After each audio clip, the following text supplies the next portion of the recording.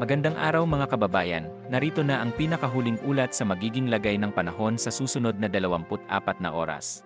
Para lagi kayong updated sa mga weather updates at mahahalagang abiso, huwag kalimutang isubscribe ang aming channel at i-follow ang mga susunod pang ulat panahon.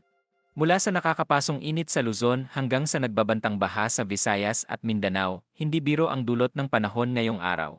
Saan nga baligtas mamasyal, at saan naman dapat maghanda sa posibleng landslide? Alamin natin ang buong detalye sa ulat na ito. Ngayong araw, muling nararanasan ang pag-ulan sa malaking bahagi ng Visayas at Mindanao dahil sa mainit at basang hanging easterlies na nagmumula sa Pacific Ocean.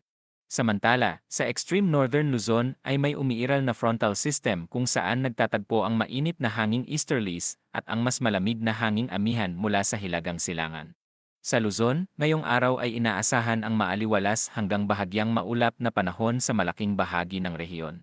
Sa Metro Manila, mananatiling mainit at maalinsangan ang kondisyon na may temperaturang nasa 25 hanggang 35 degrees Celsius. Sa Cagayan at Isabela, posibleng umabot hanggang 36 degrees Celsius ang init ng panahon.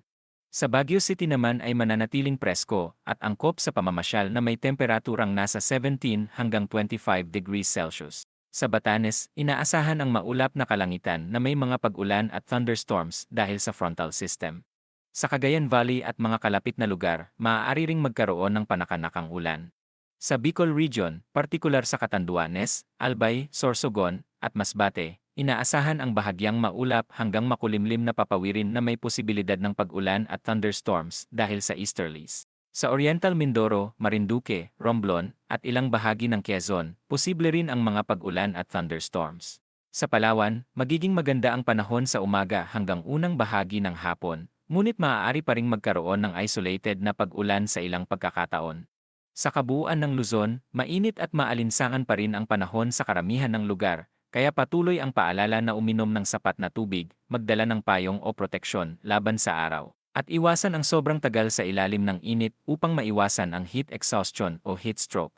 Sa Visayas, lalo na sa Eastern Visayas, inaasahan ang mas madalas at mas malakas na pag-ulan na maaaring umabot mula Banayad hanggang malakas na buhos ng ulan. Kabilang dito ang Eastern Samar at Southern Leyte, kung saan posibleng magpatuloy ang pag-ulan hanggang sa mga susunod na araw. Pinapayuhan ang pag-iingat sa posibleng biglaang pagbaha at pagguho ng lupa, lalo na sa mga lugar na malapit sa ilog at matatarik na bahagi. Sa Central Visayas tulad ng Cebu at Bohol, inaasahan ang bahagyang maulap na umaga na may posibilidad pa ng panandaliang sikat ng araw. Ngunit pagsapit ng hapon hanggang gabi ay magiging makulimlim at tataas ang tsansa ng pag-ulan at thunderstorms. Ang temperatura sa Cebu at Tacloban ay aabot hanggang 32 degrees Celsius, habang sa Puerto Princesa ay nasa humigit kumulang 34 degrees Celsius. Sa Western Visayas at Negros Island Region, magiging maganda rin ang panahon sa umaga hanggang unang bahagi ng hapon, ngunit maaari pa ring magkaroon ng panakanakang pag-ulan dahil sa easterlies. Sa kabuuan ng Visayas, patuloy ang posibilidad ng pag-ulan lalo na sa hapon at gabi dahil sa mga thunderstorm. Sa Mindanao naman, sa umaga pa lamang ay inaasahan na ang mga pag-ulan sa maraming bahagi ng rehiyon. Sa Caraga Region, kabilang ang Surigao del Norte, Surigao del Sur, at Dinagat Islands, inaasahan ang tuloy-tuloy na pag-ulan na maaaring maging katamtaman hanggang malakas.